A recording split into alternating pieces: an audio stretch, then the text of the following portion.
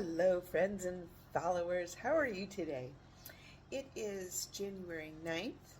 I'm in Houston, Texas. I wasn't planning on being in Houston, Texas, but I'm here. We were on the tarmac for 3.5 hours waiting to deboard while they decided what to do with us.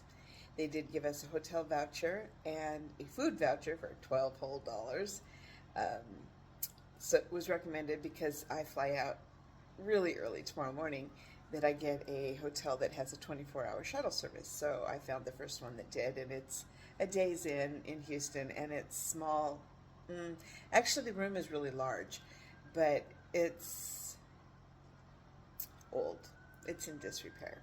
So I fly out tomorrow at 6:34 a.m. from Houston, George Bush.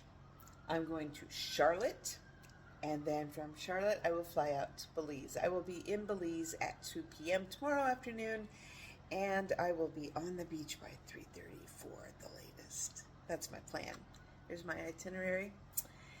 So I have had an adventure. The little gal that I sat next to on the flight was a college student in someplace up north, I think near probably where I'm going tomorrow.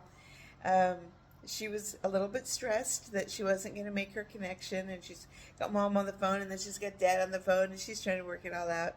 She and I talked about so much: Doctor Who, LGBTQ, Firefly. I asked her what her favorite sci-fi variety was, what her favorite genre of sci-fi, and she said Firefly. I'm like, you're too young. How do you know Firefly? But she watched it with her dad and got to see Serenity on the big screen, which I have never done. So good for her. We had a lovely chat, and just between the two of us, she told me she would read my autobiography. I'm like, thanks, Chica. So I hooked her up to my Meandering with Mickey podcast or website or whatever, YouTube channel. That's what it is. And told her to check it out.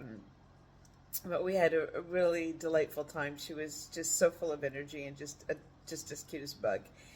Once we finally were allowed to deboard in Houston, they're like super vague on the instructions. Go to the customer service or go to the counter. There's counters all over the place. Finally got in the right line for the right counter, and I didn't have my email on file, so because they emailed everyone their information for the hotel and the food. And so she loaded my email information, and okay, Johnny on the spot, got that taken care of. And then I found the hotel. I called the phone number. I said I need a shuttle, and they gonna come pick me up. And so they did, and it was very nice. And now I'm eating DoorDash Chinese food.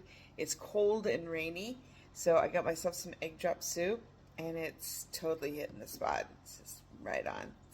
So this is not the adventure I had scheduled, that I had planned, but it's never fun to follow the beaten path, right? You have to go out there and live your life and be adventuresome. Oh, one other thing before I go. There was I assume, father and mother and two little girls on the flight, and the girls were separated by seats, sitting with each parent individually, so they were real quiet, and they both had tablets or something to keep them occupied. And then once we were on the ground, they let the girls sit together, and they got a little more louder and a little more rambunctious. Now, bear in mind, we've been on this plane in Boise since 7 o'clock this morning, and most of us got up at like 5 or 5:30 to get to the airport on time. So this mom and her family were pushing the limits. They gave us crackers and water, and that was our comfort. And it just was not enough food for the 8 hours that we were out and about. And mom was getting a little snippety with her kids. And they were just being kids. They were not being unruly. They were just being kids. And she was snapping at them. And I said out loud, I said, ooh, Mama needs a snack. And she whipped her head back around. She goes, Mama needs a full meal. I'm like, oh, okay. I hope you get your full meal, sweetie. Anyway, love, laughter, light, live. Long time now. Thank you for following me.